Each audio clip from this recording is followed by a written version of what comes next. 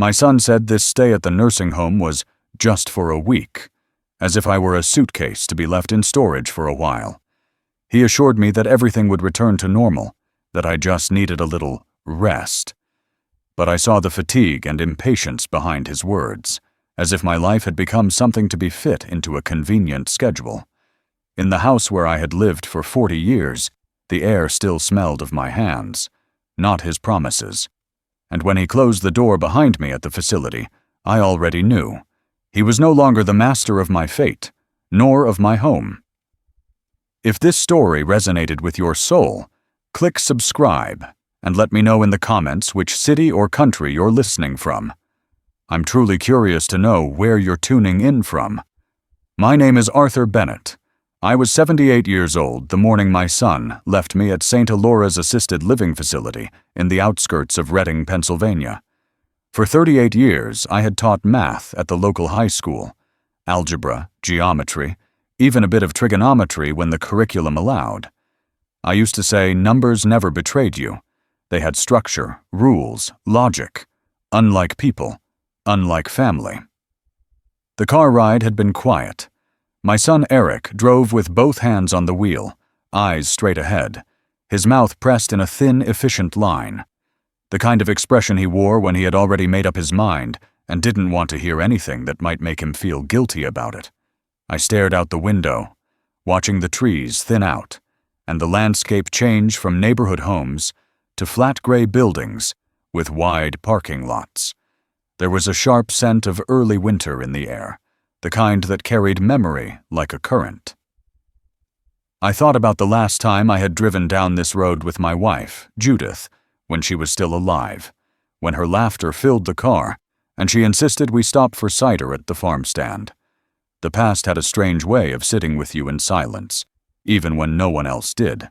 When we arrived, he didn't even put the car in park for long. Just popped the trunk, pulled out my single suitcase, and walked ahead with brisk, purposeful steps. I followed behind slowly, not because I couldn't move faster, but because my body understood before my mind that this wasn't temporary. There's a weight to being led somewhere you didn't choose. It settles into your ribs, behind your knees, in your fingertips. Every footstep felt like it echoed louder than it should have. The entrance doors hissed open with a sound too clean to be welcoming. Inside, the air smelled faintly of lemon cleaner and something older, like distant soup or wilted flowers. A woman behind the counter smiled too widely and handed me a clipboard. Eric answered most of the questions for me. He used words like routine and rest and just a week with practiced ease, like a script he had rehearsed. I didn't bother correcting him. What was the point? I had spent my whole life teaching people how to find the value of X, but here I was, being reduced to a variable myself, solved and set aside. They led me down a hallway with polished tile floors and pale green walls. The lighting was soft, meant to soothe, but it only made everything look ghostly. Doors lined the corridor like numbered silences, some open with glimpses of sterile rooms, others shut like secrets. I counted them as I walked. 14 on the left, 13 on the right. Room 207, they said. End of the hall, left side. A corner unit, the woman added, like it was some kind of real estate perk. Eric stayed long enough to set my suitcase down beside the twin bed, muttered something about checking in later, and was gone before I even sat down. I stood there for a long while. The room was square, clinical, with beige curtains and a nightstand that wobbled slightly when touched, a dresser with nothing in it, a chair by the window. The bed was made with stiff white sheets that smelled of starch and someone else's life. The closet door creaked when I opened it, revealing 2 empty hangers and a laminated evacuation map. I placed my coat on one hanger, closed the door, and sat down on the edge of the bed. That's when I noticed the silence, not the absence of noise, but the kind that presses in around you, the kind that doesn't want to be broken. I heard a distant television, someone coughing down the hall, the rattle of a cart's wheels against tile. but none of it touched this room. This room was a sealed jar. I looked at my hands. They were still strong, still marked with the grooves of woodwork and chalk dust, calloused from years of gardening and fixing squeaky hinges. These were not the hands of someone who needed to be stored away, like a winter coat. I got up and walked toward the hallway. The door clicked behind me as I stepped into the corridor, the one I had just come down.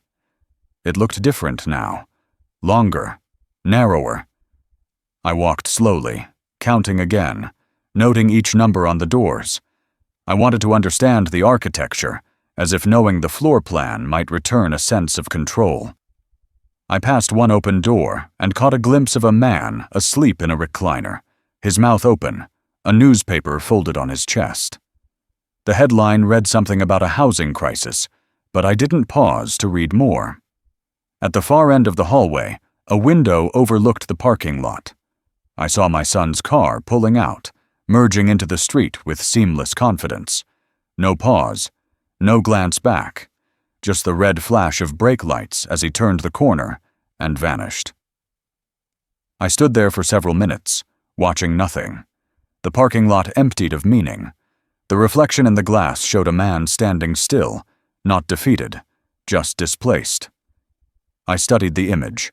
I had been a husband, a father, a teacher, and now, in the eyes of my own son, I was a patient on hold.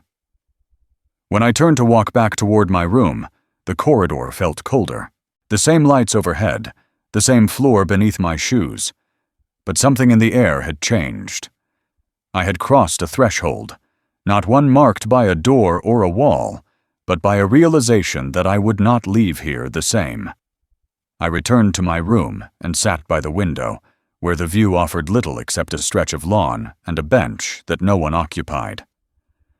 The sun dipped low behind the buildings. A nurse passed by with a clipboard. Someone down the hall laughed too loudly, and then it went quiet again. I remained still, listening to that quiet, not because I liked it, but because I needed to memorize its shape. It was going to be with me for a while, and in that stillness, I made myself a promise, not spoken aloud, not even fully formed, but it was there, quiet as breath. I would not be discarded, not like this, not here, not without leaving something behind that mattered. I marked the days in my notebook, 1 page per square, with a pen I had kept from home. I didn't draw lines or write thoughts, just a single number for each passing day. The first square held a shaky 1. That was the day Eric left me at the facility, saying he'd be back by Friday. He used the word temporary like it was some kind of balm. He had patted my shoulder and said, "Just a week, Dad."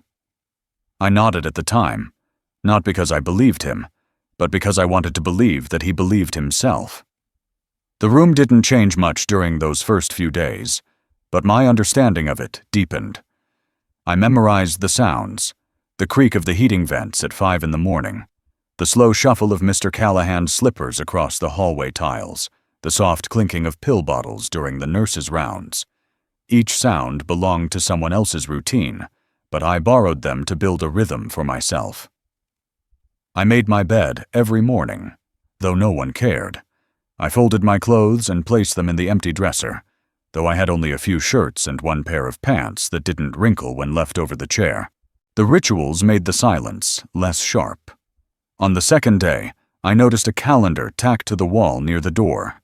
It featured a photograph of a mountain range I couldn't name, overlaid with neat squares filled in by some orderly's hand. There were events listed: trivia night, bingo, blood pressure checks. I didn't attend. I wasn't there to join a community. I was just passing through, like a man delayed in an unfamiliar train station, counting the minutes until the next departure. Meals were served in the dining room at precise times, which I appreciated. Breakfast at 8:00, lunch at noon, dinner at 5:00 sharp. The food was soft, bland, and warm enough not to offend. I sat alone at the end of the table. A woman across from me introduced herself as Lorraine on the third day, but I nodded without reply. I wasn't ready to learn names that might later haunt me. I wasn't staying. I had a home, a garden that needed raking, a mailbox that would overflow. I had a son who said, "Just 1 week." By the 4th day, I began to notice how the others looked at me. Some curious, some indifferent, some with a kind of grim resignation. They had seen men like me before. Men who arrived with clean clothes, new slippers, promises whispered at the door. And then, a few weeks later, those same men no longer checked the calendar, no longer waited for calls that never came. The hallway swallowed hope quickly in this place. I refused to let it take mine. I spent most of the 5th day by the window. A tree just outside had begun shedding its leaves, and I watched them fall one by one. The wind didn't rush them. It let them drift slowly, like they knew it was time. I wondered if that was what Eric thought, if he believed I had reached the season where men are meant to fall quietly. There had been no call from him, no message, no email. I knew he was busy, that his job demanded time, that his daughters needed driving to school or ballet. But still, the silence tightened its grip, and I adjusted my collar to feel like I had some control over the cold it left behind. That night, I dreamed of the house. Not as it was now, but as it had been 20 years earlier. Judith in the kitchen, the radio playing some Sinatra tune, the smell of baked apples, my son as a teenager, slamming the screen door, asking for money for gas. I woke to the sound of the night nurse's cart squeaking past my room, and for a moment, I didn't know where I was. The beige ceiling brought me back. On the 6th day, I wrote a letter. Not to be sent, just to be written. I addressed it to myself, though I used the tone I once saved for students who had disappointed me with laziness. I reminded myself who I was. Arthur Bennett, husband, father, teacher, homeowner. I reminded myself of the shed I built behind the garage, the shelves I installed in the pantry, the insulation I had rolled into the attic with my own hands. I was not a visitor in my own life. I had not rented that house. I had lived in it, breathed in it, mourned in it. That mattered, even if no one else remembered. The 7th day began like the rest. Same breakfast, same hallway, same calendar. I watched the morning staff rotate in, their ID badges swaying as they walked. Some smiled, some didn't. I sat on the edge of my bed after lunch and waited. I waited with the door open, my shoes on, coat folded neatly beside me. I waited until the sky outside began to dim. Then I closed the door, slowly, quietly, carefully. There was no knock, no car in the lot, no voice saying, "Ready to go home." That was the moment I knew the promise had expired. It had not broken. It had simply faded, like handwriting left too long in the sun. I looked at my notebook. 7 squares. The ink bled slightly on the page, like it knew I didn't need an 8th.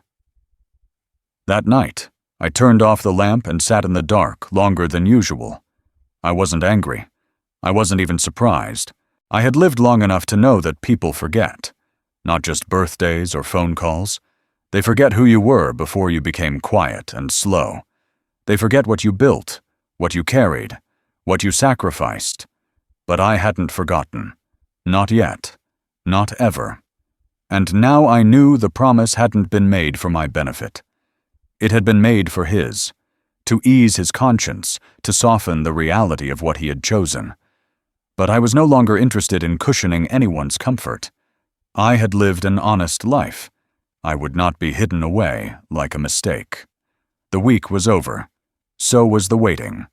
I began to speak to the walls, not in a loud or crazy way, not the kind of speaking that calls for concern or medication, but in the stillness of the afternoons, when the nurse's footsteps faded down the hallway and the television in the recreation room became a muffled blur, I found myself whispering thoughts into the air, letting them settle onto the beige paint and plastic molding like dust.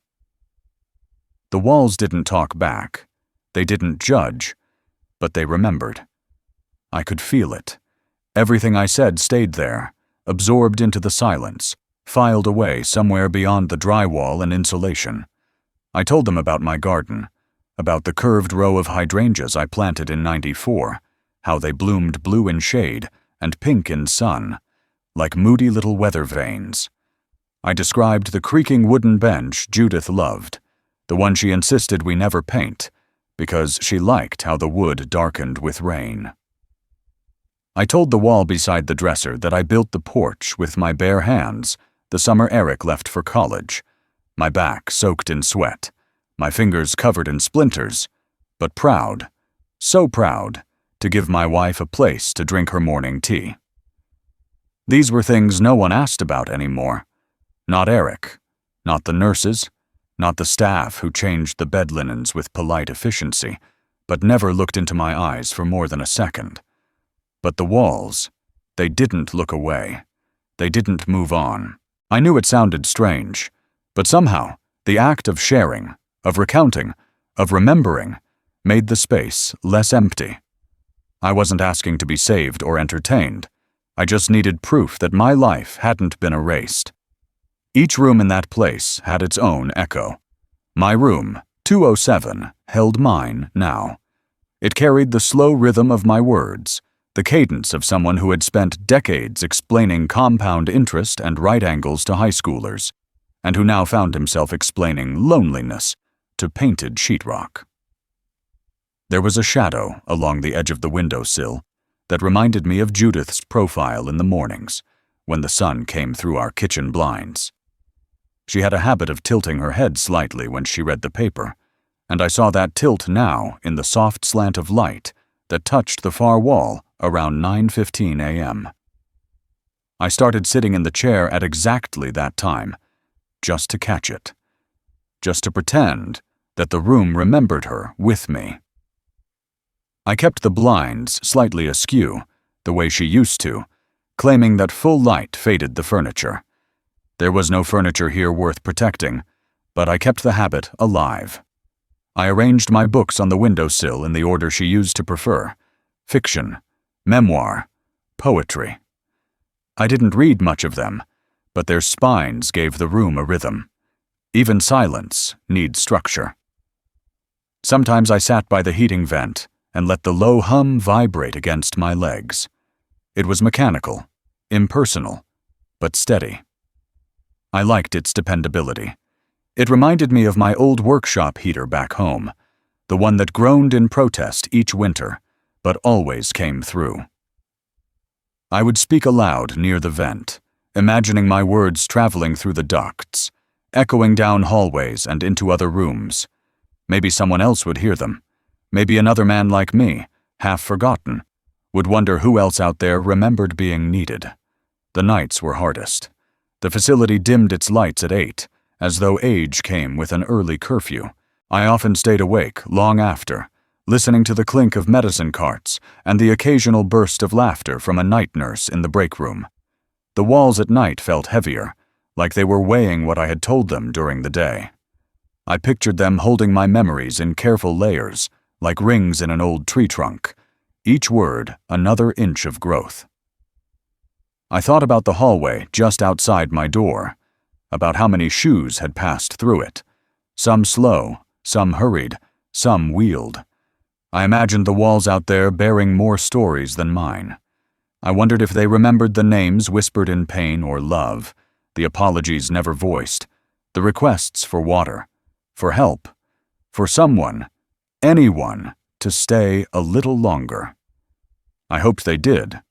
I hoped the walls kept secrets, that they were better custodians of memory than the people who swept and mopped and sanitized them. There was one particular spot on the wall above my nightstand, just beside the overhead lamp, where the paint had a faint ripple. I traced it often with my eyes. It looked like a wave caught mid-crest, or a wrinkle left behind by a palm pressed too long against the surface. I began to imagine it as a mark from someone else, a man who had sat in this same bed, staring into the dark, wondering where his family had gone. I talked to that ripple sometimes, as though it were a listening ear. not for comfort, but for witness. I remembered a moment, years ago, when Eric was 8 and got lost at the grocery store. Judith had panicked, racing through the aisles calling his name. When we found him, standing quietly by the cereal boxes, he looked at us and said, "I didn't go anywhere. You just stopped seeing me." That line stayed with me now. Maybe I hadn't gone anywhere either. Maybe the world had simply stopped seeing me. In the quiet, I found resolve. Not anger. No. That was too hot, too easy, too fleeting. What I felt was older, colder, and more solid, like sediment packed down by time and pressure. I would not beg to be remembered. I would not call and ask when he was coming. But I would leave something behind, something the walls could not absorb, something that would outlast even the paint and plaster, because I had been a man who built things. I had built futures, homes, lessons, hopes, and if the people in my life had forgotten that, if they had reduced me to a soft voice in a quiet room, then so be it. But these walls, these quiet, faithful walls, they knew, and that was enough, for now. It was a Thursday afternoon when I opened the drawer of the nightstand and realized it was still completely empty. 4 weeks in that room, and not a single item had taken up residence inside it. There was something unsettling about a drawer with no memory. In every home I'd ever lived in, drawers told the stories no one spoke aloud. Receipts, spare buttons, yellowed newspaper clippings, forgotten batteries, bent paper clips. They collected time. They proved that someone had lived there. This drawer held nothing. It stared back at me like a clean slate I didn't ask for. I reached down and pulled it open again, this time slowly, as if something might materialize in the space if I gave it time. The wood inside was pale and smooth, no scratches, no impressions left by the corners of an old envelope or the rub of coins.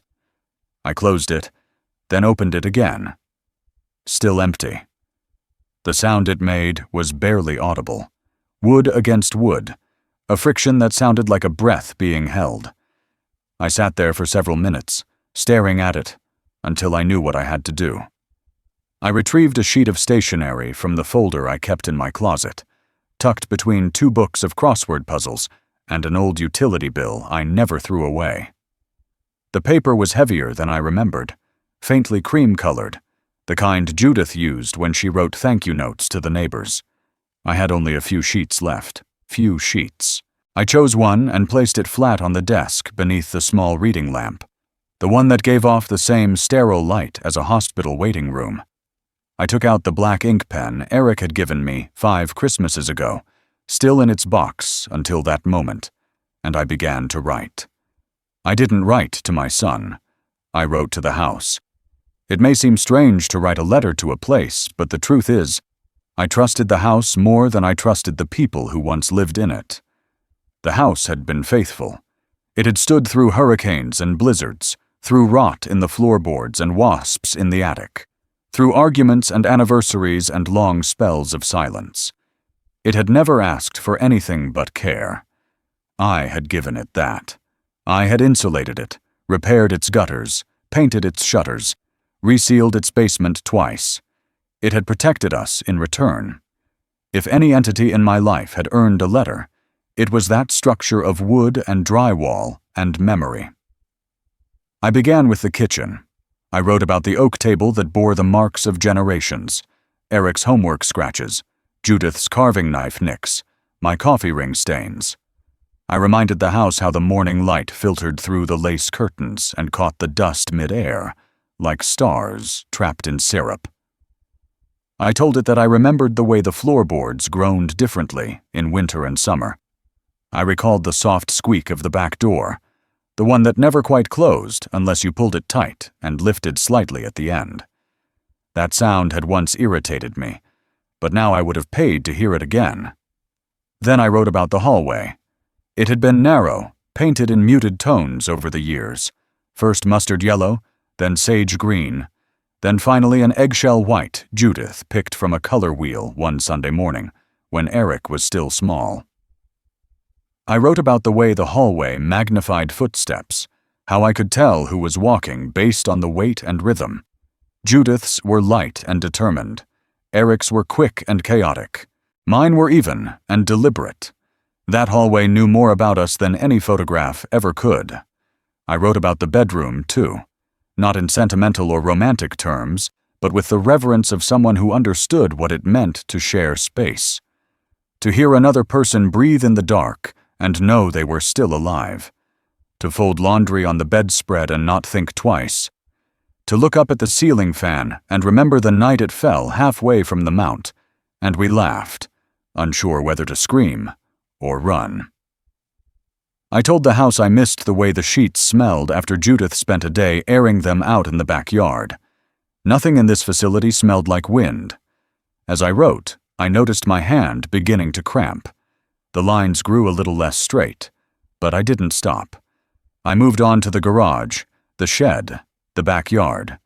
I wrote about the birdhouse Eric made with me when he was 10, the one he forgot about 2 weeks later, but that I kept repairing and repainting every year. I wrote about the rain gutter I rigged with an old tennis ball to keep it from clanging in storms.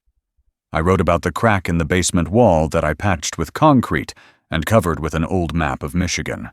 No one ever asked why a map was hanging in a basement. It didn't matter. The wall knew. Then I wrote the last paragraph. I told the house that it deserved better than to be forgotten or sold off like an inconvenience. I told it that it had meaning, that the way it stood, quietly holding all those years, all those lives, was something holy. And I promised that I wouldn't let it fall into the hands of those who saw only its market value. I had already begun making arrangements, even if no one knew yet. My name was still on the deed. My will still carried weight. They might have moved me here to fade quietly, but I was still a man with ink in his pen. When I finished, I folded the letter into thirds. My hands trembled slightly, not from weakness, but from the force of everything that had come up through the writing. I placed it into a plain envelope, sealed it, and wrote one word on the front in capital letters. Home. I opened the drawer again and set the envelope inside, pressing it into the wood with the flat of my palm. It felt heavier than it should have, as though the weight of the memories inside had given it substance beyond its size. I closed the drawer softly. This time, it didn't feel empty. It felt like a room that had just been handed a key. That night, I slept without turning on the television. I didn't need its noise to distract me. The letter was there, a quiet declaration. Proof that I still had a voice, that I still had the right to speak into the silence. And I knew something else, too. The drawer would remember. I used to walk the hallways of my home barefoot in the early mornings. There was something sacred about being the first to step onto those cold hardwood floors before the heat kicked in, before the world stirred. I liked the soundlessness of it, the way each room greeted me with a hush, like an old friend slowly opening its eyes. In those moments, the house was mine entirely, undivided, whole, listening. Now, confined to this square, sterilized room with buzzing lights and synthetic sheets, I found myself retracing those early morning steps in my mind. I could walk the floor plan with perfect precision. I remembered each loose board, each rug corner that curled when the weather changed, but the house now stood without footsteps. It wasn't that it was empty. I knew it wasn't. My son had made sure of that. In fact, that was one of the first things he said to me as he loaded my suitcase into the trunk that day. He was reorganizing the space, turning my bedroom into an office, possibly. Judith's sewing nook, he'd said, was going to be more useful as a storage area. The words were so clinical, so clipped. I wondered if he had rehearsed them. Even in this place, in this room that felt borrowed, I could still hear the echo of our home's staircase. 13 steps. The 4th always groaned. Judith used to press her heel on that step deliberately when coming down, as if the sound of wood stretching beneath her weight confirmed her own existence. I didn't need photographs to remember. My memory held each moment in detail, too fine for cameras to capture. I remembered the pattern of Judith's slippers as they shuffled across the kitchen floor, the squeak of the refrigerator door that never fully sealed unless you gave it a second push, the tick of the grandfather clock in the hallway, when the house was particularly quiet. But now, no one walked those floors the same way. Eric's footsteps were different. I imagined them too quick, too dismissive. He had always been in a hurry to leave when he was younger, and now, as an adult, he hurried not just away from me, but into my space, as if claiming it faster made it easier to ignore what had been there before. I wondered if he noticed the hollow sound the house must have started to make. Footsteps change a home. They teach the wood and the walls the rhythm of a life. Without those familiar steps, a house begins to forget. There was a plant Judith had placed by the front door, a peace lily in a deep blue pot. She used to say it was the first thing visitors saw, and the last thing we did before locking up at night. I imagined now it was gone, or moved somewhere else to make room for shoes or coats or something more practical. I tried not to think of it as erasure, but it was hard not to. A home is not just a place you occupy. It's a place you tend to. You fill it with quiet rituals, with small offerings of memory and attention. If no one continued those, then the house simply became a shell. I had once built shelves above the washer and dryer, stained the back deck every spring, tightened the hinges on the screen door before storms. Who did those things now? Or had they all been dismantled in the name of change? On the 6th night, I dreamed of the hallway again. But this time, it was different. It was dimly lit, the wallpaper peeling ever so slightly at the corners, and there were no sounds. I walked through it barefoot, as I used to, but my steps didn't make a sound, not a single creak.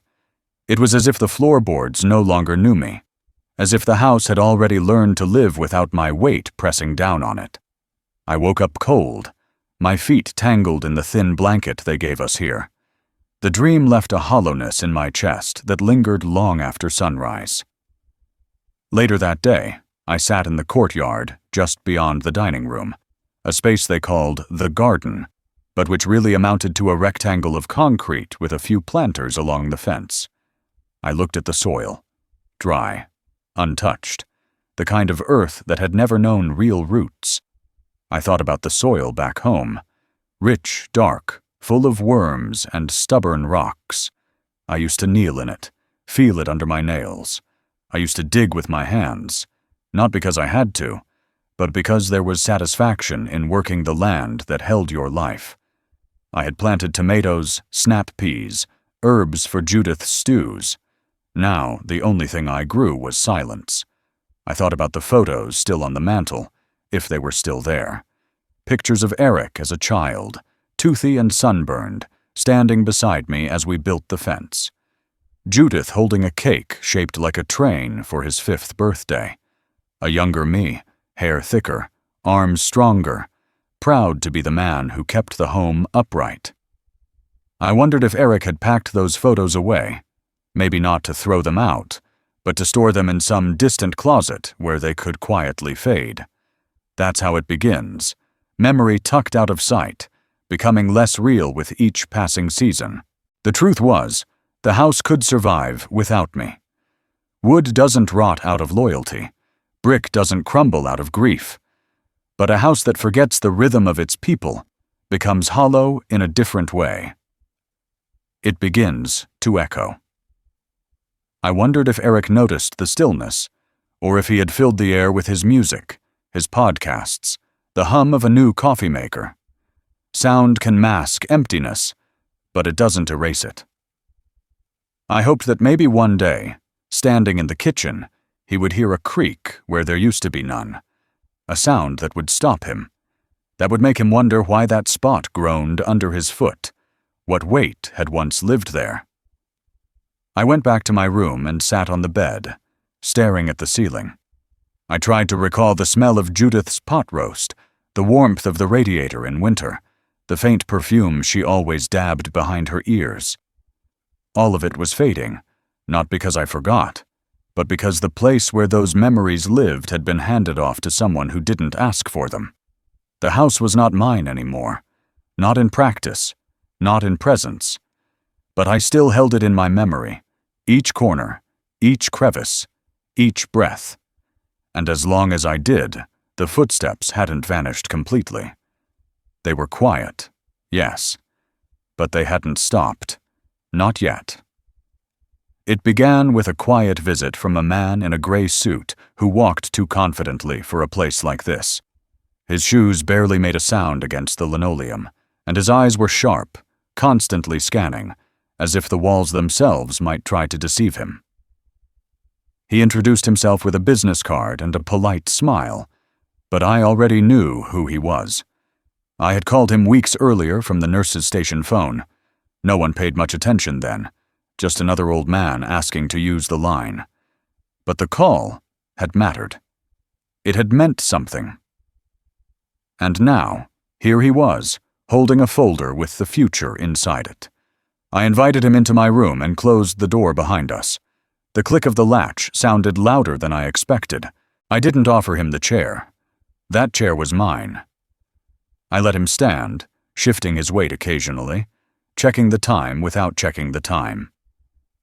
He placed the folder on the small desk beside the window, opened it neatly, and laid the papers flat. I didn't look at them right away. I stared at the ink pen resting beside them. It was capped, stainless steel, elegant but utilitarian. I reached for it with fingers that trembled slightly, not from fear, but from the weight of finality. Decisions are heavy, no matter how long you've carried them. The documents were simple, a transfer of ownership notarized in advance, only waiting for my signature. The house would no longer belong to me. It would pass into the hands of an organization I had chosen myself, a quiet non-profit that restored old homes for veterans and single mothers. They didn't advertise.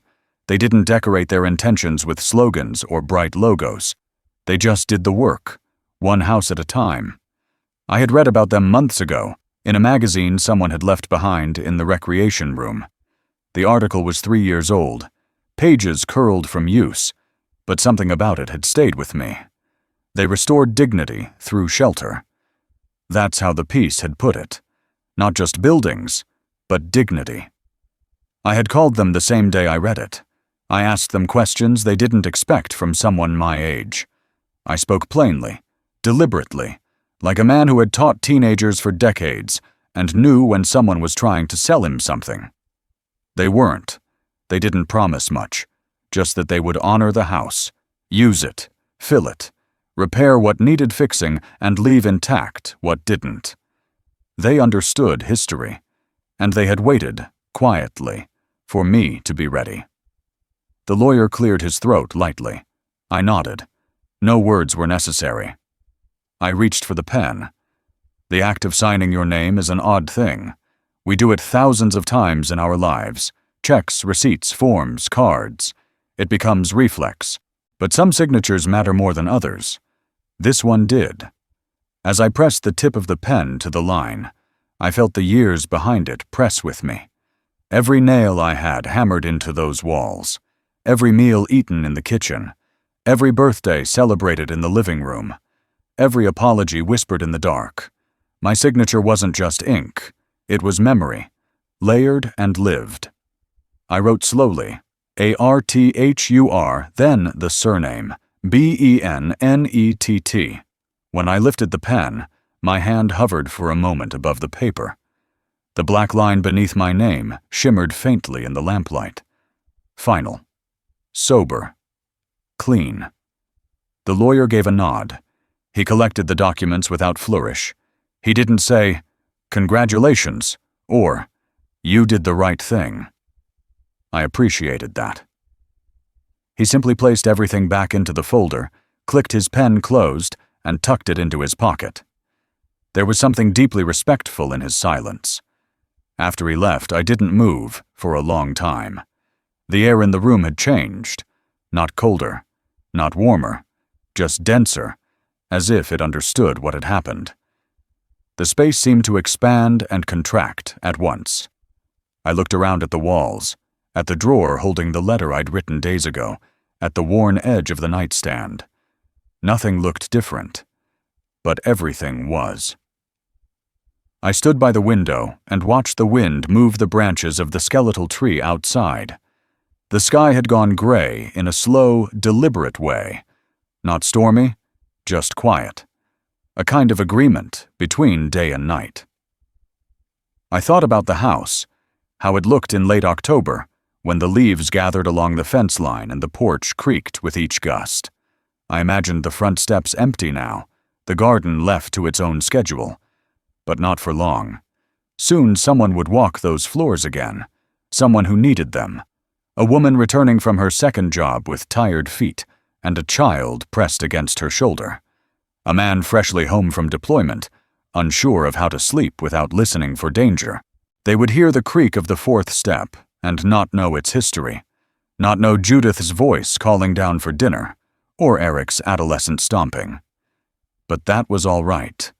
The creak would still hold the memory. It would still carry sound. I didn't feel regret. I didn't feel triumph either. What I felt was stillness, not the hollow kind I had come to know here, but a stillness rooted in completion. Like the moment just after a math problem is solved, when the numbers align, the answer is balanced, and the work is done. Later that evening, a nurse came in to check my blood pressure. She smiled, made a note on her chart, and left again. She didn't notice anything different, but when she closed the door, I looked at my hands. They no longer trembled. There was a certain hour in the late afternoon when the corridors of the facility entered a strange kind of hush. Not the clean, polite silence of early morning, and not the heavy exhaustion of night, but something in between, like a pause held too long between sentences. Around 4:30, just after the last cup of tea had been poured and before dinner trays began to roll down the hallways, the place seemed to breathe inward and forget to exhale. That was when the stillness crept in, not like a shadow, but like a fog, soft and displacing. I began walking the hallways during that hour, not for exercise, not even for routine, but for observation. I needed to understand the architecture of this quiet, the way it folded over corners, settled into air vents, draped itself over the shoulders of those who still had the strength to shuffle from their rooms. The hallways weren't long, but they wound in subtle curves that distorted distance. You could turn a corner and suddenly feel lost, not because you didn't know where you were, but because nothing looked different enough to reassure you that you were moving at all.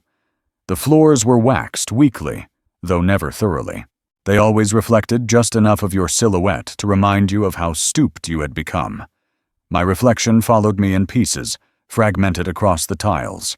I saw my knees before I saw my chest, my shoulder before my face. It gave me the odd sense that I was both ahead of myself and lagging behind. Sometimes I passed other residents, slouched in their chairs outside their rooms like statues placed for display. Most didn't acknowledge me. A few nodded. One woman, whose name I never learned, always blinked twice when I walked by, as if signaling something only we understood. She wore a lavender sweater every day and never moved her hands. They rested in her lap like folded laundry, neat, resigned, still. The bulletin board near the nurses' station changed every Monday. Birthdays, bingo winners, reminders about flu shots. The edges of the notices curled quickly, and no one ever seemed to take them down. I often stood in front of it longer than necessary, pretending to read announcements I had already memorized. I think I did it to feel anchored, to see something, anything, that changed with time. The corridor outside my room had a particular acoustics. Sound didn't travel cleanly, it bounced. A dropped spoon 2 doors down would sound like it landed just behind me. A cough from the west wing echoed faintly through the radiator. Even laughter, rare as it was, arrived distorted, like it didn't want to commit to being joy. I began listening to the echoes more than the sources. The echoes told the truth. They stretched out the noise, made it linger, forced me to notice it.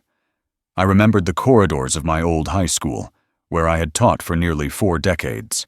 They were louder, yes, and filled with chaos. Lockers slamming, sneakers squeaking, voices rising in frustration or excitement. But they held life. They hummed with possibility. The silence here was not peaceful. It was subtractive. Every day, it removed just a bit more of what made us real. It was a silence that sought to smooth over everything, to make us uniform, manageable, quiet. I once passed a nurse at the end of the east hallway as she leaned against the wall, scrolling through her phone. She didn't look up. Her thumb moved quickly, her face impassive. I had the sudden thought that she didn't see the residents as people in full, maybe as tasks, names on charts, times on a clipboard. I didn't blame her. The system didn't reward remembrance, it rewarded efficiency. But I wondered how many footsteps she could recall from her shift, how many faces she remembered by name. That day, I turned down a corridor I rarely visited. It led to the physical therapy room, which I had declined to attend. I didn't want to be coached into movement, didn't want my muscles stretched under the scrutiny of strangers. But I walked the hallway anyway, slow and steady. The linoleum changed texture here, became a duller, older pattern. The walls were painted a different shade, an attempt, perhaps, to differentiate space, to make it feel like purpose instead of neglect. I saw marks on the floor, scratches from wheelchairs, dents in the baseboards. This was a working hallway. It carried weight. I stood at the end of it and listened. Nothing moved. No machines. No voices. No carts. The therapy room door was closed. The lights inside, dim. The stillness here was heavier, more intimate. It knew fatigue. I turned back, walking slower now, my hand trailing lightly along the wall. The texture was smooth in some places, rough in others. I thought about fingerprints. No motion, only the occasional flutter of a curtain in another resident's window. I thought again about footsteps. When you live long enough, you begin to believe that your footsteps have value, that they have left something behind in the world, in children, in woodwork, in words. But here the corridors seemed to erase them as soon as they were made. Every path I walked disappeared behind me. I imagined tracing my route with chalk, just to see how far I'd gone, just to prove I had moved through space, not just sat still in time. That night, I left my door open just a crack, not out of fear, but out of quiet defiance, a reminder that I still had a choice, that the silence of the corridors didn't own me, that I could listen, that I could watch, that I could witness. Because sometimes the simple act of walking, of not being still, is the only resistance left to offer. And I would walk, even if the world didn't hear me, even if the silence swallowed my steps. I would walk. It was early afternoon when I saw him again. My son, Eric. He hadn't called ahead, hadn't written, hadn't even sent one of those curt messages he favored, the kind that lacked punctuation, warmth, or follow-up. He simply arrived. I spotted him through the narrow window in my door, standing at the nurse's station with his hands on his hips, tapping his foot in a rhythm that matched nothing except his own impatience. He looked like a man on a schedule, like someone doing something because it had to be done, not because he wanted to do it. That rhythm alone told me everything I needed to know before he ever stepped into the room. When the door opened, I didn't stand. I remained seated by the window, one hand resting on the sill, the other holding a closed book I had no intention of reading. He hesitated for a second in the doorway. Just a flicker. Then he came in, slowly, like he was entering a hotel room where someone had already complained about the service. His eyes scanned the space. I knew what he saw. An unmade bed, a nightstand with a letter still sealed, a coat hung with care over the back of the chair. What he didn't see What he never seemed able to see was the life unfolding inside that silence. He didn't sit down.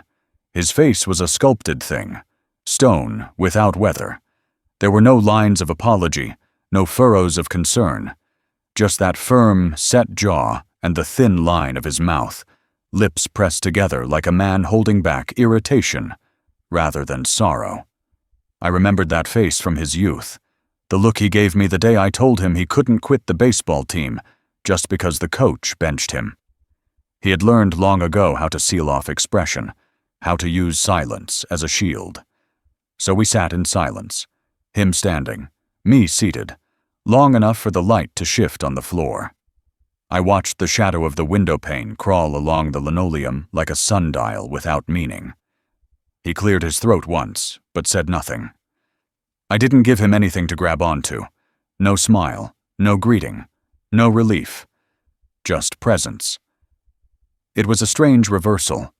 For most of his life, I had been the one trying to draw him out, to reach past that shell of his and find the boy who used to hold my hand too tightly when crossing streets.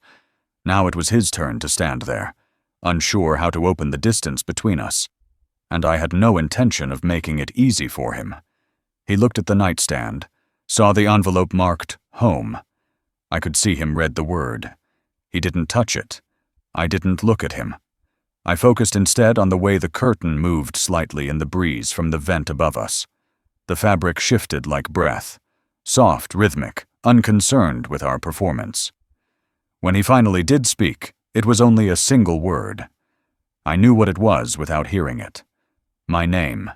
Not Dad, not Father, just Arthur. He always used it when he wanted to assert some imaginary equality between us. I let the word hang in the air, untouched. It had no weight here, no power. He stepped closer, reached into his jacket, pulled out a folded document, paperwork of some kind. I didn't look at it. I didn't ask. He placed it on the dresser like a man delivering mail to a stranger. Then he looked at me again, and for the first time, something shifted in his face. Not sadness, not regret. Confusion, perhaps. Disbelief. That I wasn't angry. That I wasn't asking questions. That I hadn't aged into a man pleading for love or begging for return. He didn't know what to do with that kind of silence. Because silence, when chosen, carries more force than any declaration. He was waiting for my reaction, maybe expecting an outburst, a demand, a tremble in the voice, a crack in the posture. But I had already given enough pieces of myself to moments that didn't deserve them. This one would not get more. And that unsettled him. He glanced again at the envelope, then back at me. The seconds dragged like weights between us. I could see his mind working, trying to calculate what I knew, how I knew it, and whether anything could be undone. The silence offered him no clues, just consequence. I remembered his face as a boy, sunburned and freckled, teeth too big for his mouth, joy bursting without filter. Now that same face was a mask worn too long. It no longer fit. His expressions had calcified. Emotion had become an inconvenience. He turned toward the door, paused, then turned back. Still nothing in his mouth but air and swallowed pride. His eyes dropped to the floor, rose to the window, then settled somewhere behind me. I knew he was looking for a version of me he recognized. I had buried that version the day he told me this place was for my own good. There was no return from that sentence. Some sentences are bridges burned before they're spoken. Eventually, he walked out. No words, no apology, no invitation, just the soft click of the door behind him. After he left, I didn't move. I let the silence settle again. Not heavy, not cruel, just present. It was the kind of silence you learn to sit with when you've outgrown the need to be explained. I watched the light move further across the floor, reaching for the wall, then retreating back into shadow. I exhaled slowly, and I realized something. He had brought no apology, but I had not been waiting for one. The nights in the facility were not dark in the way I remembered darkness. They were not the deep, ink-colored nights of my home, where the only light came from the street lamp filtering through the kitchen window, or the moon casting long shadows across the living room floor. These nights were artificial, perforated, fragmented by green exit signs, dim corridor sconces, red blinking lights on machines, and the hum of electricity that never stopped. I could see every corner of the room at any hour. There was no mystery left in the shadows here, just exposure. I never closed the blinds completely. I needed at least one reference point beyond the building, some evidence that the world still moved while I remained in place. Outside my window was a small patch of lawn, beyond it a chain-link fence, and then the back alley of a warehouse I never saw in daylight. I didn't know what they stored there. I didn't need to. What mattered was the flicker of the yellow security lamp over the loading dock. It blinked irregularly, on for 5 seconds, off for 2, then back on. That erratic rhythm became the metronome of my nights. I timed my thoughts to it. I counted the beats between memories. I slept little, not from discomfort, though the bed was stiff and the sound of Eric's voice before it deepened. The way the floor in the hallway always seemed colder than the rest of the house, even with the heat running. I remembered the night we lost power during a snowstorm in 1988. Eric was still young. Judith lit every candle we had in the house, lining them along windowsills and placing one in the center of the dining table. I boiled water on the wood stove, made tea in mismatched mugs, and we sat around the flickering light telling stories until the electricity returned. That night the darkness felt soft, like a blanket wrapped around us, rather than the fluorescent buzz that accompanied every minute here. I wondered if Eric remembered that night. I doubted it. I would lie on my back, hands folded over my stomach, watching the ceiling tiles blur into patterns. They had tiny perforations in them, a kind of acoustic design, I suppose, meant to dull the sounds of suffering. But in the quiet, those holes became constellations. I connected them with my eyes, made maps in my mind, found my way back to places that no longer existed. The attic where I stored our camping gear, the shed where I kept Judith's watering can long after she stopped gardening, the carport with its cracked concrete, the exact shape of Nebraska if you tilted your head just right. Sometimes I wrote letters in my mind, long, deliberate letters to people I no longer knew how to reach. My brother, who had moved to Arizona and drifted into silence. My first principal, who had believed in me before I believed in myself. Even to younger versions of Eric, to moments when he still looked at me with trust instead of obligation. In these mental letters, I didn't ask questions. I simply narrated. I explained how the air tasted in the morning before the fog lifted, how the radiator hissed before the house came alive, how the world had once felt tactile, real, and connected. The nights stretched endlessly, but they were not empty. They were full of quiet reckonings. Every hour offered a new room of memory to enter, to walk through slowly, touching the furniture, straightening the pictures on the walls. I never lingered in one too long. Some memories were brittle, others burned. I let them come and go, like visitors who didn't knock. At around 3 a.m., the hallway outside would become completely silent. Even the night staff stopped moving. I could hear the electricity in the walls, the gentle whir of something unseen but constant. That sound, more than any other, reminded me I was part of a system now, managed, measured, preserved, but not lived. I used to believe that night was a time for rest, that the body used it to repair, the mind to reset. But here the night became a canvas for reckoning. In the absence of distraction, the truth made itself known. I was not afraid of death. I was not even angry at what had happened. What I felt was something quieter, something more resigned and difficult to name. A kind of grief that had no object, a grief for the erosion of meaning, for the slow unmaking of a life that had once felt solid. And yet, in that same stillness, I also felt something else. A pulse, not of hope, not quite, but of endurance, of self. The realization that I still existed beyond the narrative Eric had written for me, that my decisions were still my own, even in the quiet, even in the dark. I hadn't been erased. I had simply been placed where I couldn't be heard, but I was still speaking, if not with words, then with presence. I would sit up around 4, take a sip of water, and stretch my legs. The cold floor reminded me I was still here, still capable of choosing to stand. I would walk to the window and place my hand against the glass. The night air outside pressed back, indifferent and permanent, and I would watch the flickering light above the warehouse blink once, twice, go dark, then reappear, always reappearing. That was enough. That was everything. There was a certain hour in the morning when the window across from my bed stopped being just a window and became something else entirely. It happened not when the sun was high, but when it was low, just beginning to rise, casting long ribbons of gray and gold across the concrete path outside. The facility faced east, and my room caught the edge of that first light. For a brief stretch of time, the glass in the window reflected more than it revealed. The world outside faded into a haze, and my own face stared back at me. I had never liked mirrors, not because I was ashamed of what I saw, but because I always felt they told an incomplete story.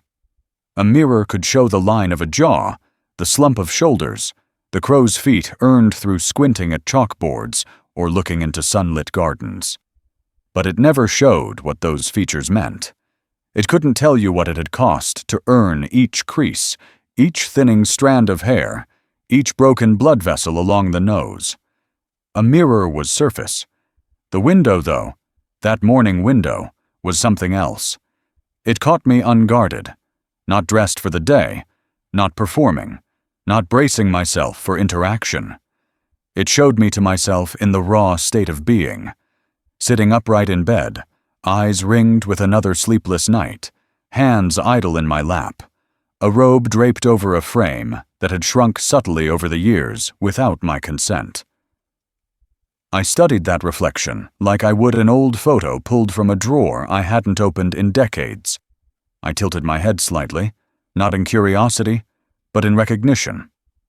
That was me. All of me. Without effort, without defense. There were mornings when I sat like that for 40 minutes, unmoving, letting the image stay until the sun climbed too high and the window turned transparent again. It always startled me when the reflection vanished. Suddenly, I'd see the real world. Gray lawn, chain-link fence, the occasional squirrel darting under the maintenance shed, and the spell would break. The man in the window would be gone. But for those few minutes, he was mine. Mine alone. I thought about Judith often during those moments. She had a habit of catching her reflection in shop windows and turning quickly away, embarrassed, even when she looked radiant. She'd fix her hair with a grimace, tug at her blouse, mutter something about wrinkles. I used to tell her she didn't see what I saw. I wonder now if I had ever truly seen myself, or had I, like her, always been quick to turn away. The window reflection held none of that urgency. It was slow, patient. I didn't flinch. I didn't fix anything. I didn't smooth the collar of my shirt or brush the age spots on my hands. I simply sat with myself. I remembered the first time Eric pointed out one of my wrinkles. He was 8, maybe 9, and asked why my skin folded near my mouth even when I wasn't smiling. I had laughed then, told him it was where the smiles had lived for so long. They left a trace behind. I liked that answer. It had felt true. It still did. The man in the window bore no malice, no disappointment, no judgment. He was just there, enduring, watching, reflecting. He reminded me that I hadn't disappeared, that I still took up space, that I still had form. I didn't need to speak. I didn't need to move. My presence was still intact, visible, undeniable. Even if the world outside the glass failed to acknowledge it, the man in the window did. On some mornings, I would raise my hand and hold it just above my lap, watching the mirrored hand follow. The gesture felt almost childlike, as if testing the reality of my own existence. It was comforting, in a strange way, to be mirrored so precisely. To know that each tremble, each movement was echoed back with honesty. No distortion, no flattery, just truth. One morning, the nurse walked in while I was sitting like that, eyes locked with my reflection. She paused, said nothing, and placed the tray of breakfast on the table. I didn't look at her. I didn't want the moment broken. I felt her presence fade as she left, the door clicking softly behind her. I hadn't even glanced at the food. Hunger felt distant during those mornings, not gone, just irrelevant. I began to think of the reflection as a kind of conversation, a dialogue with time. It didn't offer answers, but it asked good questions. Who was I now that the titles had been stripped away? Husband, teacher, father, homeowner. What remained when no one was asking anything of me? Was the self that sat here the same one that used to climb ladders, grade papers, hold Judith's hand in movie theaters, mow the lawn on Saturdays? The face in the window didn't change day to day. Not much, but I noticed more each time. A vein at the temple I'd never paid attention to, the way the earlobe sagged a bit more than it had, the slight tilt of my head to the right. I wondered if those changes had always been there, and I just never looked closely enough. Or if they were new, summoned forth by the stillness of this place. I found solace in that version of me. He wasn't performing. He wasn't preparing to explain himself. He just existed, and in that existence, he affirmed mine. There was power in being seen, even if only by yourself. Eventually, the sun would rise high enough to erase the reflection.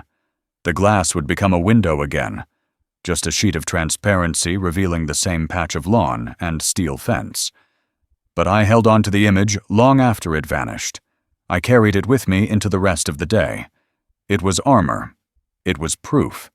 Because while the world around me had begun to treat me like an afterthought, a complication, a problem gently pushed aside, I had seen something else. I had seen the continuity of my life in the eyes of the man in the window. He was still here, and as long as he remained, so did I. The news arrived not in an envelope, not through a phone call, and not in any ceremonious way. It came in fragments, half-spoken sentences between staff members, a hushed exchange near the vending machine, the way one nurse paused before handing me my evening pills, as though debating whether or not to say something. But I already knew, not in full, not in language, but in feeling. Some truths begin in the body, long before they reach the ears. I had noticed the shift before they did. The lawyer had confirmed receipt of the documents 2 weeks earlier. I had signed away the house with a hand that did not tremble, and sent the forms back sealed with purpose. But the echo of that decision took time to travel. Change moves slowly when people are convinced they have control. It was on a Wednesday afternoon that the air in the hallway thickened. A new staff member, one I had not seen before, stood just outside the recreation room flipping through a clipboard.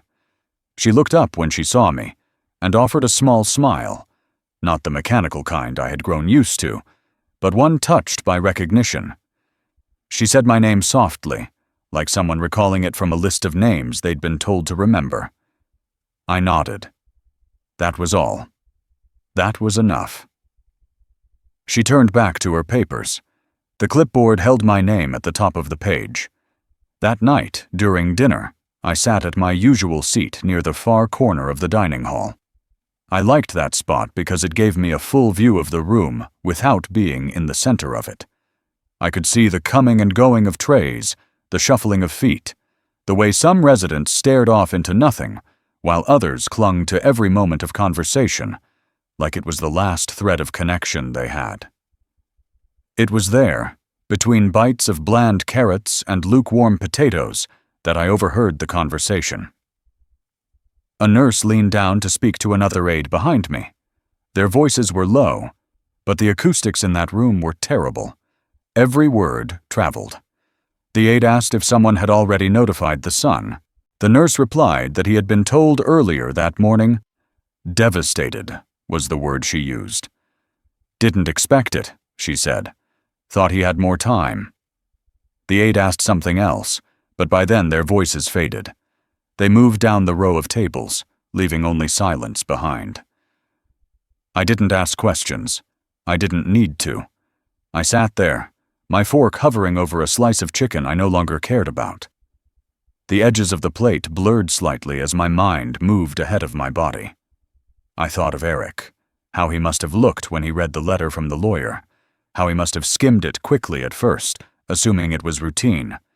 And then, the realization, the signature at the bottom, the legal language he couldn't refute, the confirmation that the house was no longer his to dream about, no longer a fallback plan or a quiet inheritance. It was gone, and I had been the one to do it, not out of spite, not out of cruelty, but out of clarity. The house had never been a transaction. It had been a life, a container for everything we were, and he had treated it like a line item, something to convert, something to absorb. But he forgot something. The signature on the deed was still mine. I imagined his reaction, not the anger, but the confusion, the disbelief. He would pace, run his hands through his hair the way he always did when frustrated. He would call someone, maybe the lawyer, maybe his wife, and demand answers. He would look for a loophole, but there wasn't one. There wasn't supposed to be. Later that evening, I sat by the window as the sky shifted into dusk. The reflection returned briefly, not strong enough to hold detail, but enough to show the silhouette of a man sitting upright, unmoved. I thought about Eric's childhood bedroom. I wondered if it still smelled like cedar and old baseball cards. I wondered if his daughters had ever seen it, if he had told them stories of the place that once shaped him, or had he already begun erasing it, one memory at a time. The silence in the room thickened, not a sad silence, not a mournful one, but a decisive kind. It settled around me like a closing book. In the hallway outside, the overhead speaker announced the time. 7 o'clock, visiting hours ending. Somewhere down the corridor, a pair of footsteps echoed, hesitant, then turning back. I didn't need to look. I knew they weren't coming here. No one knocked that night. I didn't expect them to. The word had reached him, and there was nothing left to say. Each morning, I walked the same route through the corridor, even though it led nowhere new. It began outside my door, turned left past the supply closet, continued past the recreation room I never entered, ended at the glass exit doors that locked automatically at 6 p.m. The entire journey took 7 minutes if I moved slowly. 8 if I stopped to look at the faded bulletin board, which I usually did. I walked it because the rhythm mattered more than the destination. The ritual reminded me I still had a body, still had balance, still had the will to move. It was in those steps that I tried to remember what it felt like to belong to a place, not just to live in one, but to inhabit it so deeply that its floorboards remembered your weight, its walls echoed your laughter, its windows softened your reflection over time. That had once been my house, the home Eric believed would be his, but no longer. It was gone from him now, passed forward into the hands of others, strangers who would never know our names, but who might still plant flowers in Judith's garden boxes or leave muddy shoes by the door, the way children do. I wondered what they would make of the small notch in the stair rail, where Eric once carved the letter E with a butter knife. Would they notice it? Would they see it as a flaw or a relic? Would they paint over it? Or would someone, maybe a woman who liked to run her fingers along the grain of the wood, feel it and pause? Not know why, but pause anyway. That was the fate of footsteps. They faded, sometimes slowly, sometimes all at once. But they left impressions, subtle ones, worn patches on floorboards, a dent in a doorframe from years of careless shoulder turns, the lingering scent of lemon oil from furniture polish, a window screen that never quite sat right, because someone once pushed it too hard and bent the frame. These were the fingerprints of living. They didn't survive documentation. They survived in rhythm. In the quiet hours of the early afternoon, when most of the facility's residents dozed in their chairs or watched game shows with drooping eyelids, I returned to my room and sat by the window. The glass reflected very little in the brightness of midday, so I watched the outside instead. A patch of sidewalk, an untrimmed bush, a bench no one used. But more than what I saw, I listened. I waited for footsteps, not my own this time, but anyone's. I wanted to hear them approach. I wanted to know who still had purpose in their movement. Sometimes I heard the delivery man's boots on the back pavement. Sometimes the shuffle of a nurse in foam-soled shoes. But mostly, I heard nothing. Silence was the dominant sound in that place. Silence, and the steady hum of air conditioning vents. I thought about my old shoes, the ones I used to keep by the back door at home. They were leather, scuffed, molded to the shape of my arches. I had worn them while pruning roses, while sanding the porch rail, while driving Judith to her appointments. They carried the history of years across the soles. When I packed my things to come here, I didn't bring them. I wasn't sure why at the time, but now I understood. They didn't belong to this version of me. They were shoes made for going places. I had brought slippers instead. In the facility, footsteps were mostly cautious, shuffling, deliberate, as though each one was borrowed, not owned. The younger staff moved quickly, efficiently, as if trying not to linger in the weight of stillness that clung to the walls. But the rest of us, we walked slowly, or not at all. I watched my own shadow move as I walked the hallway, thinner than it once was, quieter. But it followed me. That was enough. To be followed by something, to be trailed by proof that I had passed through space, that I had made contact. In my dreams, I still walked the floors of my house, the hall that led from the front door to the kitchen, the 3 creaky steps up to the landing, the tile that Judith had picked out.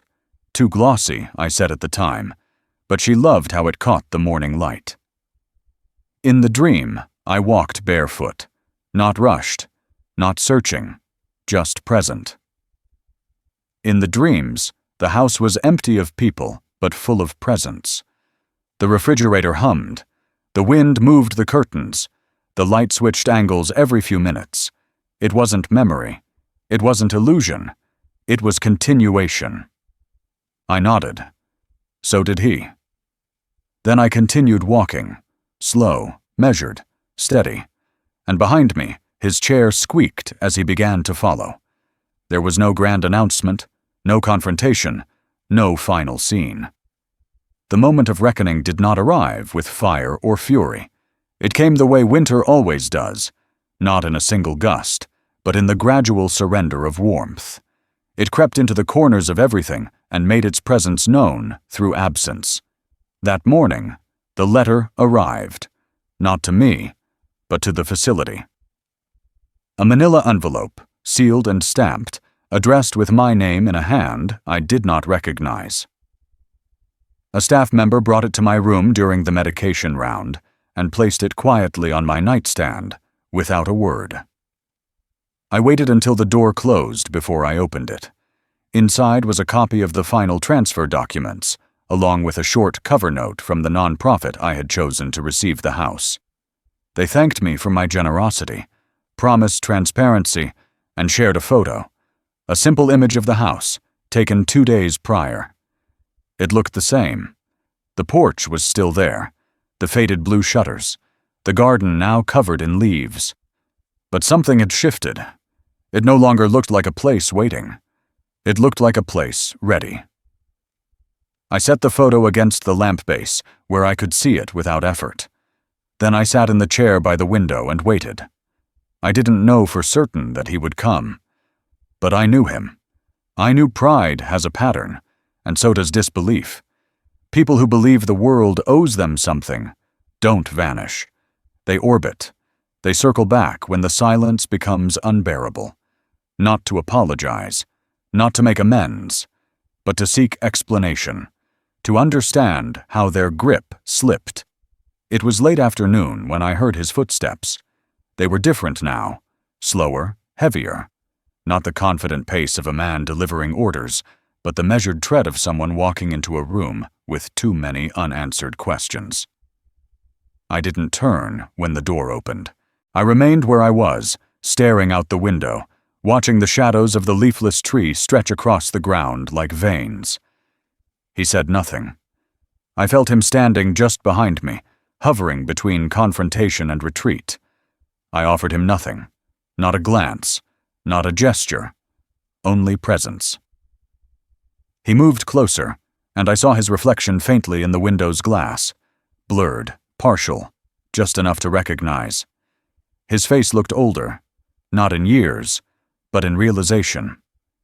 He stared at me as if trying to decipher a language he had once spoken, but forgotten.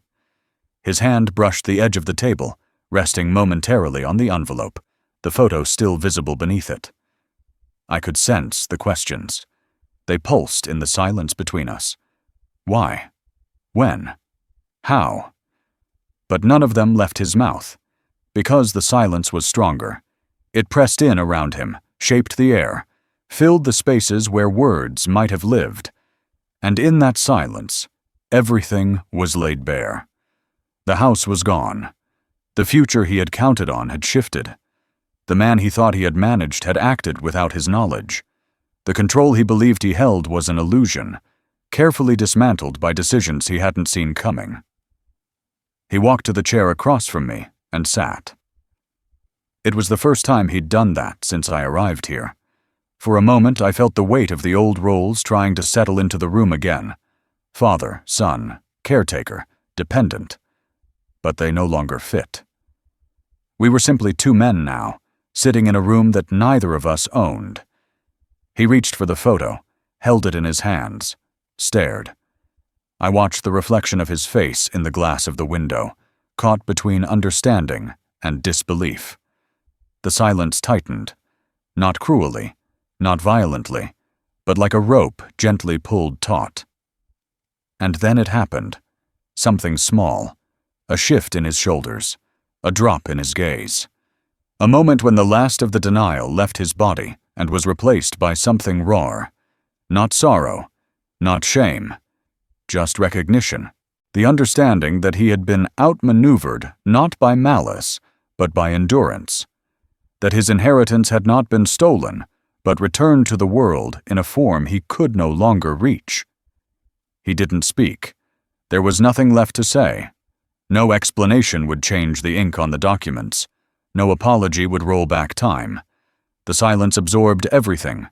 It was complete, final, and intact. A verdict not spoken, but lived. After a while he stood, slowly, carefully, as if rising from a seat he had no right to occupy. He placed the photo back on the table with a reverence I hadn't expected. Then he walked to the door and paused. I thought for a moment he might look back. That pride would demand one last word, one last question, one last reach. But he didn't. He opened the door, stepped out, and closed it behind him. The silence remained. It wasn't empty. It was full. Of decision, of boundaries drawn without violence, of footsteps that would never again cross the threshold of my life. I remained at the window until the sun dipped low enough to turn the reflection to shadow. Then I stood, slowly, and moved to the nightstand. I picked up the photo, looked once more at the house I had given away, and then returned it to the envelope. I slid the envelope into the drawer, closed it, and with it, closed that chapter of my life. The reckoning had come, and it had spoken not with thunder, not with fury, but with silence.